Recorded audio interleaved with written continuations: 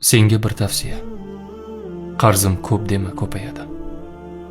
Dardim katta dema, kattalashadi. Sinovim qiyin dema, yanada og'irlashadi. Farzandim noshukur, xayrsiz dema, noshukurroq bo'ladi. Ishim yomon dema, battarroq bo'ladi. Yukim og'ir dema, og'irligi ortadi. Uni o'rniga Allohga duo qil. Hammasi ko'nglimdagidek bo'ladi de.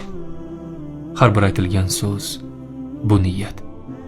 Niyat esa duoga aylanadi. Duo amalga oshish, qabul bo'lish xususiyatiga ega. Duo qilishni bilmayman dema. Sen uchun 7 soatlik duo anatomiyasi nomli audio kitob tayyorlab qo'ydim. Tingla, to'g'ri va samimiy duo qilishni o'rgan.